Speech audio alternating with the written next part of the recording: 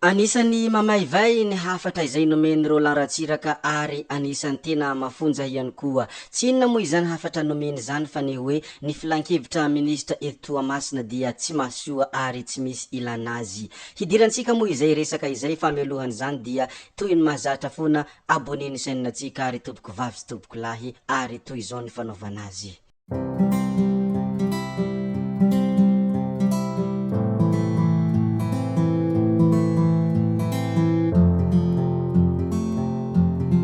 Tena anisany maromaro tokoa moa ny afatra izay nomeny député Toamasina ary raha vantany vao miresaka izany député Toamasina izany dia mazava ho azy fa anisany olona izay tena sahisahy ary manana fahasahina izay tena goavana ary vitsim-panana raha ny fahasahiny izany député Toamasina izany. BDB ary maro dia maro na hafatra nomeny ho iaho teo ndeha ary hidirantsika amin'ny antsipriany ny hafatra izay nambarany ny androany sy ny omaly. Fa mialohany izany zava-drehetra izany aloha dia tsetsatsiagitra kely ary mba zista fanambarana fotsiny nanao tirage au sort tany amin'ny senimo ireo solombavambahoaka ireo ary i Roland Ratsiraka moa dia nitondra ny laharana faefatra na hoe numero 4.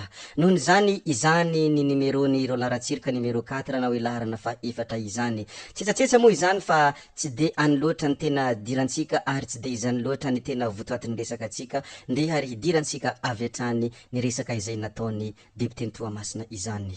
Ny voalohany indrindra tamin'ny hevitra izay nomeny moa ny hoe ny filan-kevitra ny ministra eto Toamasina dia tsy mahasoa ary tsy misy ilana azy. Raha tanteraka ny tanànany Tamatavy rehetra nandritra izay 5 taona izay ary rava ihany koa ny RN-D, RN-5 ary RN-11. Andriamatoa solombavambahoaka moa nanao izany afatra izany araka ny fahitany azy ary araka ny fahatsapan'ny zavamisy tsy misy ilana azy ary tsy mahasoa izany filan-kevitra ministra tao Toamasina izany. Rava ho izy moa ny RN-D, rava ny tanànany Tamatavy sy ny RN-5 ary RN-11. Ary anisany hevitra izay no mafisiny ihany koa sy nitsondriny manokana moa ny hoe difitra rano ny olona rehetra asa misy ny sisa no anisany mahatonga izany. Anisany tena mampiavaka an'ity député ity moa noho ny izy sahisahy izay ary na de eo aza izay fa sasahiny zay fa manana fanehoan-kevitra izay somary hafa kely ary manana fomba fijery izay somary tsy dia mitovy amin'ny fomba fijerin'olona rehetra.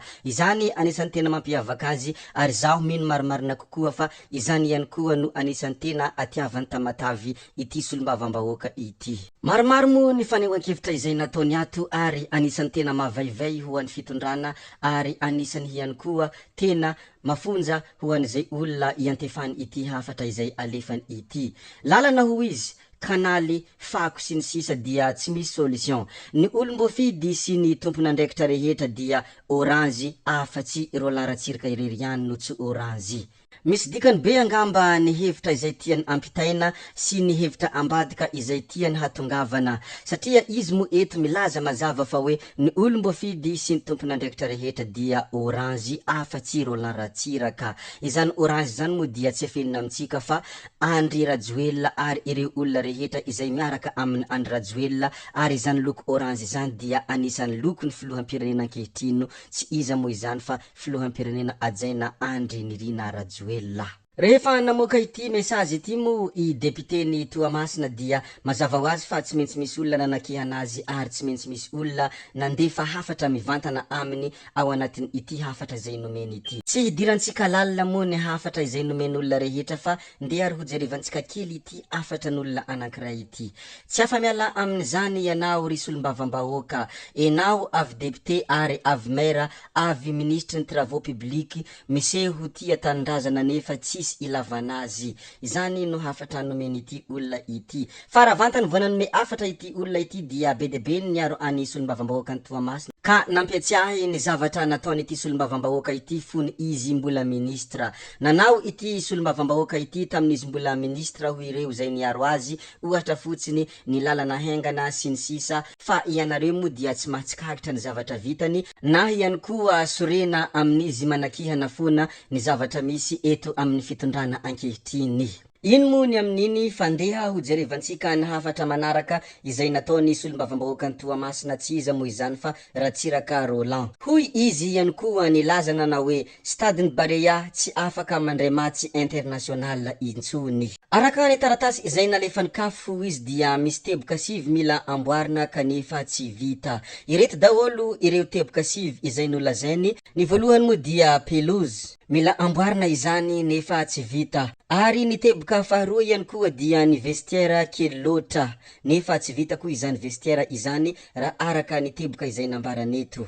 Ny teboka fahatelo mila amboarina ihany koa dia ny installation médicale ny joueur nefa tsy vita ihany koa izany. Ny teboka fahaefatra zany hoe ny anaky efatra amin'ny teboka mila amboarina dia ny première secours spectateur nefa tsy vita.